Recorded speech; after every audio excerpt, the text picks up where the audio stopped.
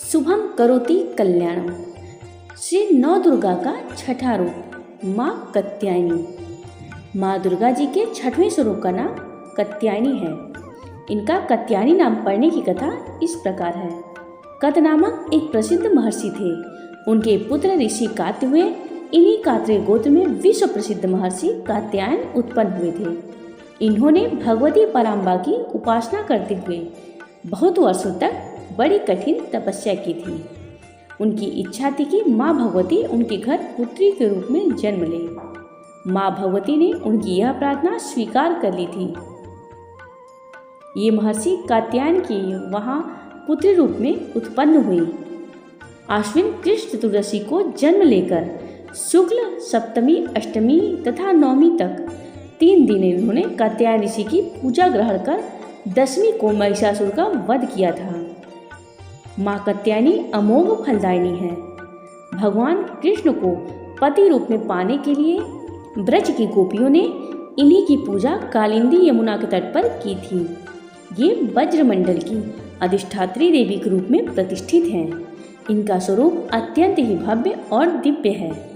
इनका वर्ण स्वर्ण के समान चमकीला और भास्वर है। इनकी 4 भुजाएं हैं। माताजी का दाहिनी तरफ का ऊपर वाला हाथ अभय मुद्रा में है तथा नीचे वाला वर मुद्रा में है।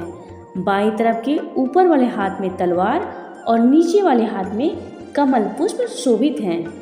इनका वाहन सिंह है।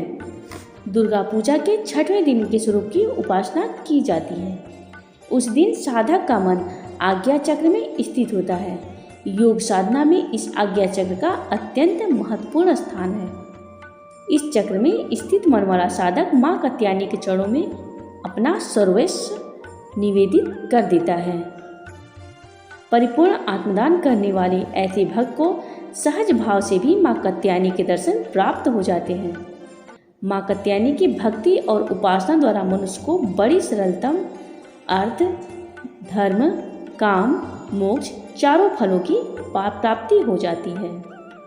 वह इस लोक में स्थित रहकर भी अलौकिक तेज और प्रभाव से युक्त हो जाता है।